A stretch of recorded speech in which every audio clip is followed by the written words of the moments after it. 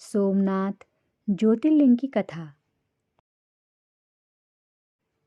ज्योतिर्लिंग का अर्थ है भगवान शिव का ज्योति के रूप में प्रकट होना। ज्योतिर्लिंग मानव द्वारा निर्मित नहीं होते हैं, बल्कि वे स्वयंभू होते हैं और उनको सृष्टि के कल्याण और गतिमान बनाए रखने के लिए स्थापित किए गए हैं। शिवलिंग कई हो सकते हैं, लेकिन ज्योतिर्लिंग केवल 12 हैं और ये सभी भारत देश में स्थित हैं। आज हम सुनेंगे सोमनाथ ज्योतिर्लिंग की कथा।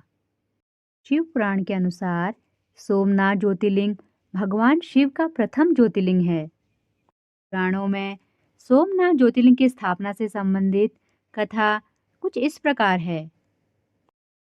जब प्रजापति दक्ष ने अपनी सभी 27 पुत्रियों का विवाह चंद्रमा के साथ कर दिया तो वे बहुत प्रसन्न हुए। पत्नी के रूप में दक्ष कन्याओं को प्राप्त कर चंद्रमा बहुत शोभित हुए और दक्ष कन्याएं भी अपने स्वामी के रूप में चंद्रमा को प्राप्त कर सभी कन्याएं भी इस विवाह से प्रसन्न थी। चंद्रमा की उन 27 पत्नियों में रोहिणी उन्हें सबसे ज्यादा प्रिय थी, जिसको वे विशेष आदर तथा प्रेम करते थे। उनका इतना प्रेम अन्य पत्नियों से नहीं था। चंद्रमा की अपनी तरफ उदासीनता और उपेक्षा को देखकर रोहिणी के अलावा बाकी दक्ष पुत्रियां बहुत दुखी हुई। वे सभी अपने पिता दक्ष की शरण में गई और उनसे अपने कष्टों का वर्णन किया। अपनी पुत्रियों की व्यथा और चंद्रमा के दुर्व्यवहार को सुनकर दक्ष भी बड़े दुखी हुए। उन्होंने चंद्रमा से भेंट की और शांतिपूर्वक कहा, कलानिधे, तुमने निर्मल व पवित्र कुल में जन्म लिया है, फिर भी तुम अपनी पत्नियों के साथ भेदभावपूर्ण व्यवहार करते हो। तुम्हारे आश्रय में रहने वाली जितनी भी स्त्रियां हैं, उनके प्रति तुम्हारे मन में प्रेम कम और अधिक, ऐसा सौतेला व्यवहार क्यों है? तुम किसी को अधिक प्यार करते हो और किसी को कम प्यार देते हो, ऐसा क्यों करते हो? अब तक जो व्यवहार किया है वह ठीक नहीं है। फिर अब आगे ऐसा दुर्व्यवहार तुम्हें नहीं करना चाहिए। जो व्यक्ति आत्मीय जनों के साथ विषमतापूर्ण व्यवहार करता है, उसे नर्क में जाना पड़ता है। इस प्रकार प्रजापति दक्ष ने अपने दामाद चंद्रमा को प्रेम पूर्वक समझाया और चंद्रमा में सुधार हो जाएगा, ऐसा सोच प्रजापति दक्ष वापस लौट आए। इतना समझाने पर भी चंद्रमा ने अपने ससुर प्रजापति दक्ष की बात नहीं मानी। रोहिणी के प्रति अतिशय आसक्ति के कारण उन्होंने अपने कर्तव्य की अवहेलना की तथा अपनी अन्य पत्नियों का कुछ भी ख्याल नहीं रखा और उन सभी से उदासीन रहे। दोबारा समाचार प्राप्त कर प्रजापति दक्ष बड़े दुखी हुए। वे पुनः चंद्रमा के पास आकर उन्हें उत्तम नीति के द्वारा समझाने लगे। दक्ष ने चंद्रमा से न्यायोचित बर्ताव करने की प्रार्थना की। बार बार आग्रह करने पर भी चंद्रमा ने अवहेलनापूर्वक जब दक्ष की बात नहीं मानी, तब उन्होंने चंद्रमा को श्राप दे दिया। दक्ष ने कहा कि मेरे आग्रह करने पर भी तुमने मेरी अवज्ञा की है, इसलिए तुम्हें क्षय रोग हो जाए। दक्ष द्वारा श्राप देने के साथ ही क्षण भर में चंद्रमा क्षय रोग से ग्रसित हो गए। उनके क्षीण होते ही सर्वत्र हाहाकार मच गया। सभी देवगण तथा ऋषिगण भी चिंतित हो गए। परेशान चंद्रमा ने अपनी अस्वस्थता तथा उसके कारणों की सूचना इंद्र आदि देवताओं तथा ऋषियों को दी।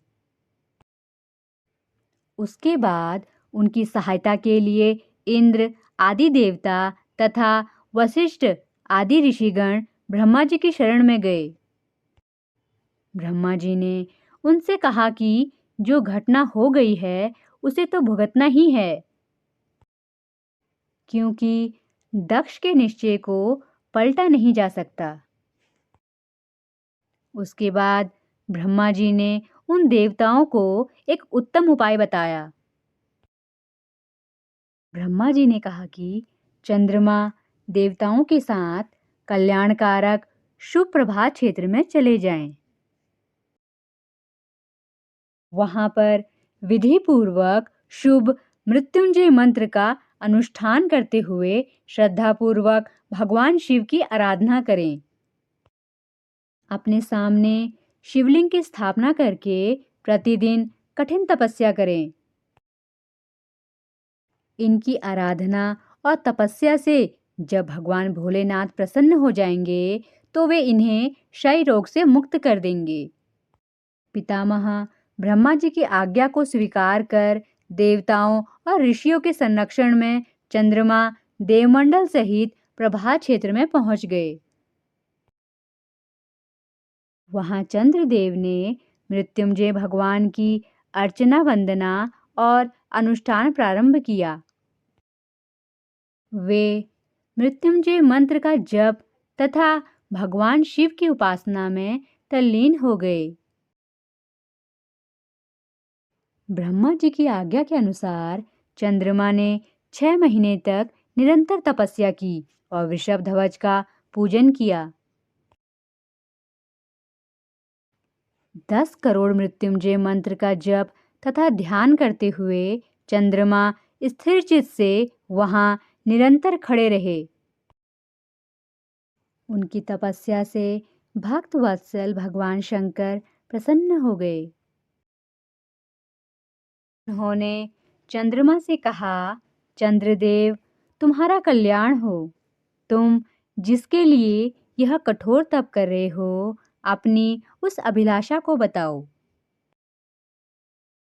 मैं तुम्हारी इच्छा के अनुसार तुम्हें उत्तम वर प्रदान करूंगा। चंद्रमा ने प्रार्थना करते हुए विनयपूर्वक कहा, देवेश्वर, आप मेरे सब अपराधों को क्षमा करें और मेरे शरीर के इस क्षय रोग को दूर करें। भगवान शिव ने तपस्या से प्रसन्न होकर चंद्रदेव से वर मांगने के लिए कहा। इस पर चंद्रदेव ने वर मांगा कि हे भगवान, आप मुझे इस श्राप से मुक्त कर दीजिए और मेरे सारे अपराध क्षमा कर दीजिए। श्राप को पूरी तरह से समाप्त करना भगवान शिव के लिए भी संभव नहीं था, अतः मध्य का मार्ग निकाला गया। चंद्रदेव, तुम्हारी कला प्रतिदिन एक पक्ष में क्षीण हुआ करेगी, जबकि दूसरे पक्ष में प्रतिदिन वह निरंतर बढ़ती रहेगी।